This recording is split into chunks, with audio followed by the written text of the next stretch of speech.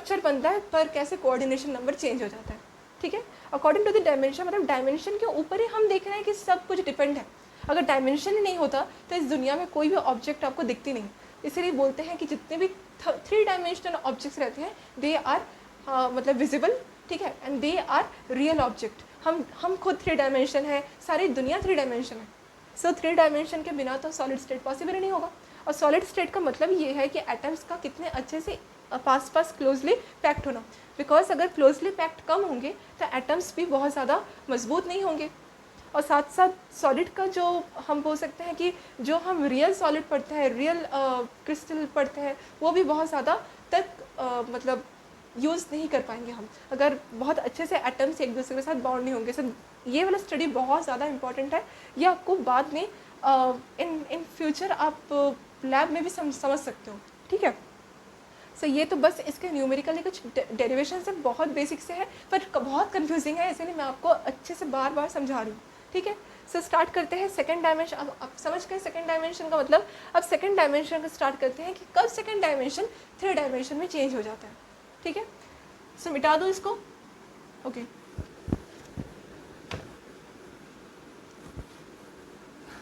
Second dimension order in square close packing. क्या पढ़ना है? सेकंड डायमेंशन ऑर्डर को थर्ड डायमेंशन में चेंज करना है। हम ऐसे भी लिख सकते हैं third dimension from second dimension. ऐसे लिख देते हो कि सेकंड को थर्ड में चेंज कर रहे हैं, डायमेंशन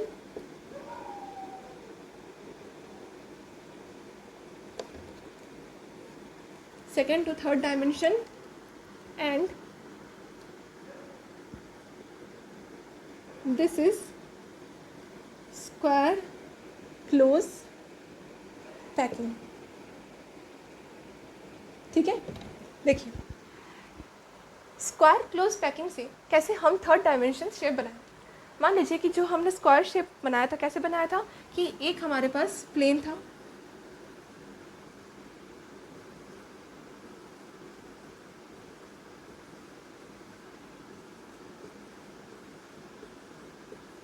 ये आपके पास एक प्लेन था, एक दूसरे से चिपक के रखे थे, और साथ साथ किसी एक पर्टिकुलर एलिमेंट, एक पर्टिकुलर एटम का जो कोऑर्डिनेशन नंबर आ रहा था वो गिन रहे थे, तो हमारे पास 4 आ रहे थे।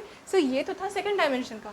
पर इसमें एक ट्विस्ट है कि जब हम सेकंड डायमेंशन को थर्ड डायमेंशन में चेंज कर देते हैं ना, तो आपका एक प्लेन नहीं रहता, अब एक प्लेन कंसिडर नहीं होता।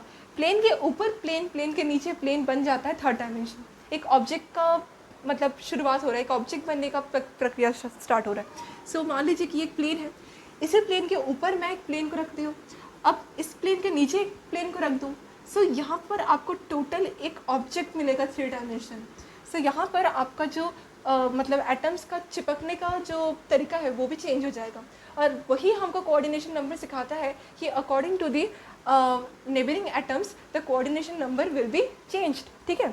सो यहाँ पर अगर मैं मान लो कि इसको मतलब 3 डायमेंशनली अगर मैं आपको विजुअली ऐसे दिखाती तो आपको अच्छे से समझ में आता, पर आप ऐसे खुद के दिमाग में सोचने की कोशिश करो कि आपके पास एक पेपर है, उस पेपर के ऊपर आपने रख दिया, नहीं पेपर नहीं, आप समझो कि आपके पास एक कॉपी है, उस कॉपी के ऊपर आपने एक कॉपी रख दी, उस कॉपी के नीचे आपने एक कॉपी रख दी, तो आपके पास टोटल 3 कॉपीज़ का एक सेटअप बना।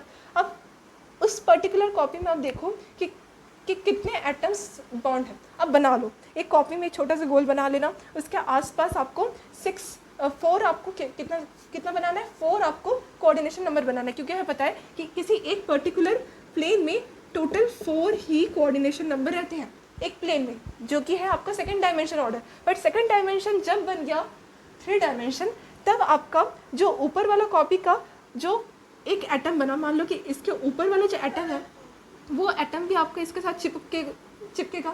अगेन इसके नीचे भी जो एटम है वो भी तो चिपकेगा। सो हम बोल सकते हैं कि नीचे से एक एटम चिपका, ऊपर से एक एटम चिपका, तो एक पर्टिकुलर सेंट्रल एटम के लिए total coordination number in 3 dimension बन गए 6। जहाँ पर हमको 6 देखने को मिल रहा था सेकंड डायमेंशन में हेक्सागोनल में, पर सेकंड डायमेंशन जब 3 डायमेंशन बना स्क्वायर क्लोज पैकिंग में, तब हमको क्या दिखा, 6 कोऑर्डिनेशन नंबर। सो आपको समझ में आ रहा होगा कि कितना ज़्यादा इंटरेस्टिंग बनते जा रहा है, हम जितना डिटेल में पढ़ते जा रहे हैं। जहाँ पर 6 आपका हेक्सागोनल में था, कहाँ था, सेकंड ऑर्डर में, सेकंड डायमेंशन में, पर जब आपका सेकंड डायमेंशन थर्ड डायमेंशन में चेंज हुआ इन स्क्वायर क्लोज पैकिंग, तब आपका क्या बन गया, कोऑर्डिनेशन नंबर 6 बन गया। क्यों? क्योंकि सेंट्रल एटम में 4 एटम्स ऐसे बाउंड है, पर सेंट्रल एटम के साथ जब हमने ऊपर नीचे से 2 कॉपी या 2 ऑब्जेक्ट्स को, 2 प्लेन को जोड़ दिए, तो आपके पास सेंट्रल एटम में जो अदर 2 प्लेन्स के सेंट्रल एटम है वो भी चिपक गए। अब चिपकने के बाद उसका जो नेबरिंग एटम बन गया वो बढ़ गया। जहाँ पर 4 उसके आसपास थे, उसके ऊपर 1, उसके नीचे 1 बन गया 6, है ना।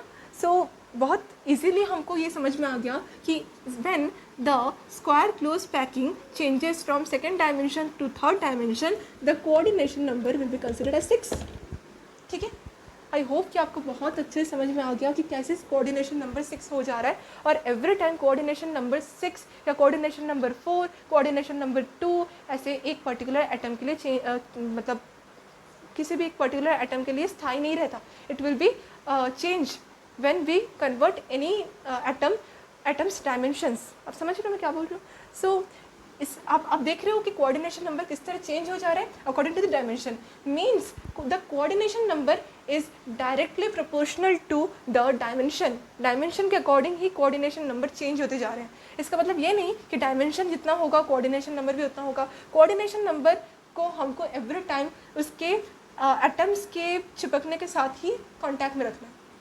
आपको कभी भी डाउट नहीं आना चाहिए कि कोऑर्डिनेशन नंबर 6 तो हमने हेक्सागोनल में पढ़ा था सेकंड डायमेंशन में। हाँ, सेकंड डायमेंशन में हेक्सागोनल पैकिंग में होता है 6, पर हम जब स्क्वायर क्लोज पैकिंग को सेकंड डायमेंशन से थर्ड डायमेंशन में चेंज कर देते हैं, मतलब सेकंड प्लेन, मतलब एक प्लेन को जब हम एक ऑब्जेक्ट में कन्वर्ट कर देते हैं ना, तब आपका कोऑर्डिनेशन नंबर 6 बनता है। सो आई होप आपको समझ में आ गया होगा, इसको ज़्यादा बोलने की ज़रूरत नहीं है। अब मैं इसको मिटा दे रही हूँ। अब आपको समझाना पड़ेगा हेक्सागोनल कैसे सेकंड ऑर्डर से थर्ड ऑर्डर में चेंज होता है। हमने क्या पढ़ा था कि सेकंड ऑर्डर में हेक्सागोनल 6 था। अब देखिए हेक्सागोनल भी चेंज हो जाएगा, क्योंकि हेक्सागोनल के ऊपर भी हमको चिपकाना पड़ेगा, है ना। देखिए हेक्सागोनल का प्लेन किसी को याद होगा तो वो स्क्वायर से बहुत अलग था, है ना। देखिए हम वर्ड्स पे डिस्कस करने वाले हैं, सो अच्छे से आप समझना कि बहुत ज़्यादा कंफ्यूजिंग है, सो आपको अच्छे से समझना है, बहुत ज़्यादा अच्छे समझ में आ जाएगा। ओके, तो स्टार्ट करते हैं सेकंड डायमेंशन को, second dimension to third dimension. ये है आपका हेक्सागोनल क्लोज्ड पैकिंग, ठीक है। देखिए हेक्सागोनल में आपके जो एटम्स का कंसिडरेशन हो रहा था वो कुछ इस तरह हो रहा था। 1 सेकेंड,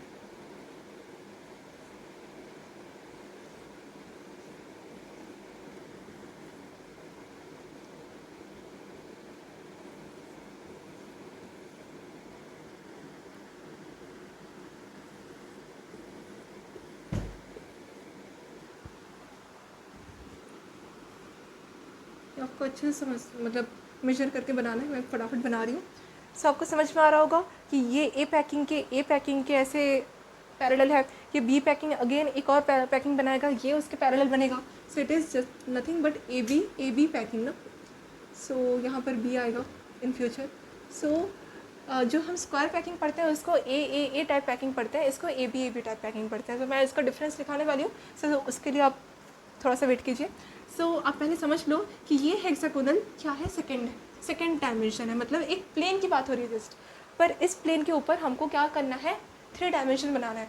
मतलब we just create a second dimension order to third dimension order, मतलब एक प्लेन को हमको 3 डायमेंशन बनाना है। तो कैसे बनाएंगे, अगेन वही सेम प्रक्रिया, एक बुक के ऊपर एक बुक रखिए, उस बुक के ऊपर एक नीचे बुक रखिए, ठीक है। मतलब एक बुक है, उसके ऊपर बुक, उसके नीचे बुक, ठीक है।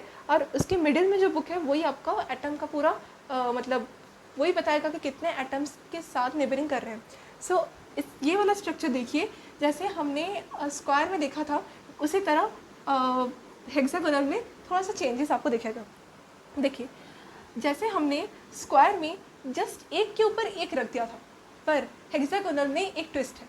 हेक्सागोनल में हमको ऐसे पैकिंग को रखना है, ऐसे एटम्स को रखना है कि आपके जो वॉइड्स हैं अंदर, वो वॉइड्स क्या हो जाए, ढक जाए। वर्ड्स नहीं है, एक्चुअल में वर्ड्स बन जाएंगे, पर अभी के लिए ये क्या हो, अभी हमारे लिए एक होल के बराबर है। ये क्या है, एक एम्प्टी होल है। इस होल को हमको करना है पैक, ठीक है।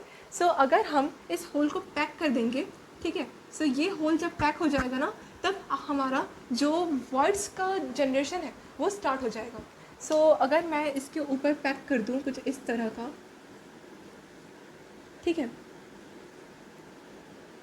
ये आपका ये वाला एक पैक हो गया। अगेन इसको ऐसे पैक कीजिए। अब ये वाला इसके देखिए पैरेलल है, बी के पैरेलल है ना। अब इसके पैरेलल ही हमको ये बनाना है। ऐसी बात नहीं है कि ये वर्ड्स को अब ढकने के लिए कुछ कुछ और अलग से जोड़ते रहे। इसके एक लाइन है, ये लाइन के अगेन इसके ही पैरेलल आपको लाइन देखने को मिलेगा। मतलब अब कि यहाँ है, मतलब ये ऐसे हो जाएगा। आई होप आपको समझ में आ रहा है कि ये जस्ट इस वाले पोर्शन के पैरेलल है। ये वाला विजुअली बहुत अच्छे से समझ में आता है, तो आई होप कि आपको समझ में आ रहा होगा मैं क्या बता रही हूँ।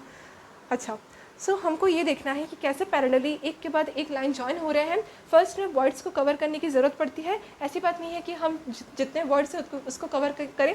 फर्स्ट में जितने वर्ड्स रहते हैं उसको कवर करने के बाद हमको ये देखना पड़ता है कि कितने एटम्स के पैरेलल हो रहे हैं। ये पैरेलल है, अगेन इसके नीचे वाले भी पैरेलल होने चाहिए, पर फर्स्ट वाला आपका ढकना होता है वर्ड्स का। देखिए इसमें हमको जो बीच का ये वाला पार्ट दिखता है ना, जो हमको एटम्स के ऊपर ऊपर जितने दिखते हैं वो आपके कंसिडर होते हैं वर्ड्स के रिलेशन में। ये एक वर्ड है। अगेन वर्ड के ऊपर जब वर्ड बन जाए ना, तब हम उसको एक अलग वर्ड के नाम देते हैं। मतलब there are 2 types of void. यहाँ से वर्ड का जो इंट्रोडक्शन है वो स्टार्ट हुआ।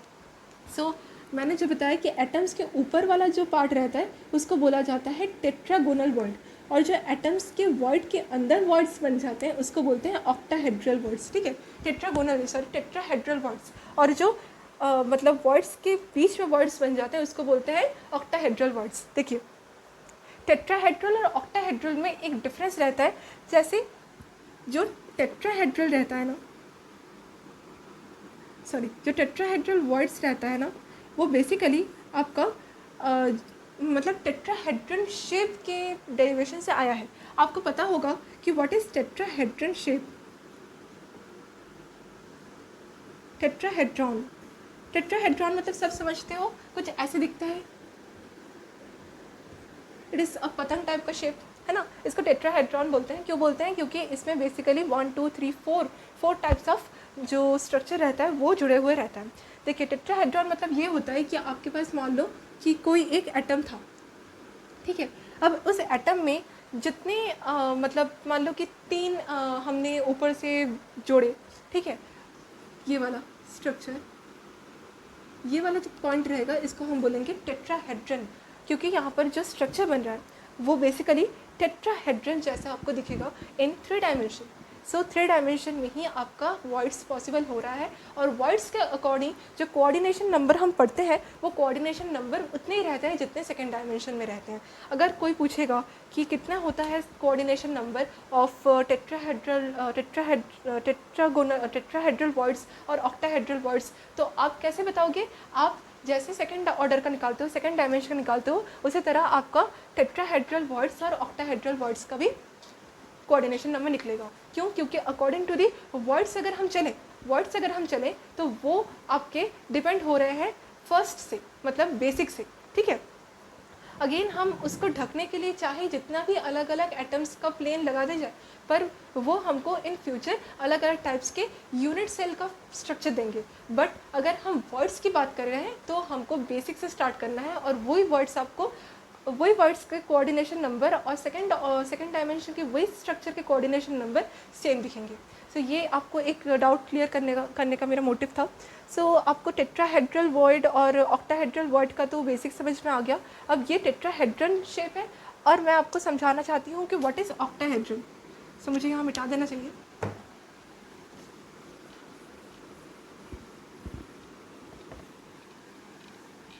देखिए जो ऑक्टाहेड्रन रहता है ना, वो बेसिकली 6 मतलब आप बोल सकते हो कि 9 सेगमेंट से जुड़ा रहता है। आपने देखा होगा कि व्हाट इज़ ऑक्टाहेड्रन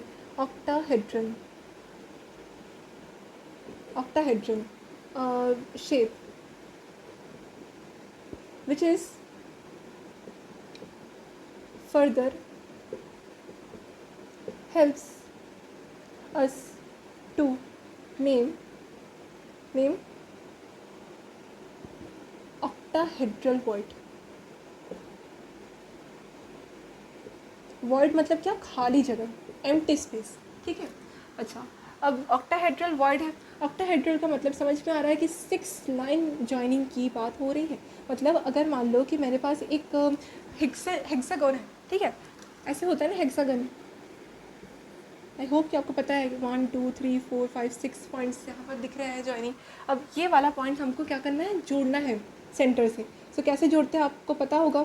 मान लीजिए कि मैंने यहाँ से एक जोड़ा और यहाँ पर ऐसे ज्वाइन किया, ठीक है। अगेन यहाँ से हमको एक और ज्वाइन करना है, तो मतलब यहाँ से ऐसे करना पड़ेगा, अगेन यहाँ से ऐसे और यहाँ से ऐसे। आई होप कि ये वाला स्ट्रक्चर आपने पहले नहीं देखा, ऐसे हो ही नहीं सकता। इट इज़ ऑक्टाहेड्रल शेप, ठीक है। ये आपको बचपन से पढ़ाया जाता है और ये पढ़ने का मोटिव ये है कि इससे हमको ऑक्टाहेड्रल वॉइड का जो स्ट्रक्चर है, जो अरेंजमेंट रहता है एटम्स का, वो समझ में आ जाता है। सो आई होप कि आपको समझ में आ गया कि ऑक्टाहेड्रल क्या होता है, कहाँ से आया है, क्यों आया है। अच्छा, अब हमको ये देखना है कि टेट्राहेड्रल और ऑक्टाहेड्रल जो वॉइड होता है वो बेसिकली किस तरह का मतलब एटम्स शो करता है। देखिए, जो टेट्राहेड्रल ऑक्टाहेड्रल वॉइड रहता है वो हमको पता होना चाहिए कि अलग अलग यूनिट सेल के अकॉर्डिंग उसका वॉइड चेंज हो जाता है। क्योंकि हमें पता है कि मैंने अभी बताया कि डायमेंशन के अकॉर्डिंग आपका कोऑर्डिनेशन नंबर चेंज होता है, and according to the coordination number the voids also will be change. क्योंकि डायमेंशन के अकॉर्डिंग ही तो वर्ड्स आपका पूरा क्या पूरा है, मतलब डायमेंशन के अकॉर्डिंग आपका वर्ड्स भी चेंज होते जा रहे हैं ना। सो मैंने आपको ये बताया कि सेकंड डायमेंशन में जितना कोऑर्डिनेशन नंबर रहेगा, थर्ड डायमेंशन में भी कोऑर्डिनेशन नंबर, मतलब वर्ड्स के अकॉर्डिंग कोऑर्डिनेशन नंबर उतना ही रहेगा। पर आपको यहाँ से कन्फ्यूज़न नहीं होना चाहिए कि सेकंड डायमेंशन में आपका जो मतलब हम पढ़ते हैं, जो जितना वर्ड्स पढ़ते हैं और जो आपके मतलब टेट्राहेड्रल ऑक्टाहेड्रल ऐसे आपके जो वर्ड्स रहते हैं वो सेम, ठीक है। देखिए, मान लीजिए कि एक आपके पास एटम है, ठीक है।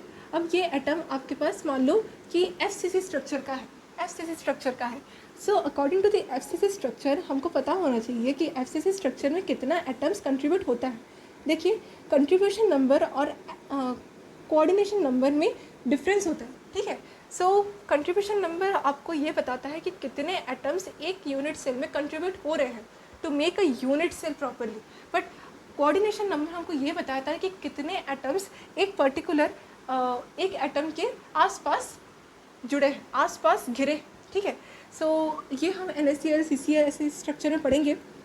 सो मान लो कि ये मैंने क्यूब बनाया, ये कौन से क्यूब है, ये face centred cubic unit cell है, ठीक है। Face centred unit cell, face centred cubic unit cell आपको पता होना चाहिए। मैं आपको ये बताना चाहती हूँ कि जो face centred cubic unit cell रहता है ना, ये ना कलर चेंजेस में भी काम आता है। मतलब जब हमको किसी मॉलिक्यूल में कलर इफेक्ट देखने को मिलता है, ये face centred cubic unit cell की वजह से ही देखने को मिलता है। मतलब आप जब टॉपिंग वगैरह हम जब लेक्चर पढ़ेंगे तब हमको face centred cubic unit cell में दिखेगा कि due to F centred the colour is shown ऐसे।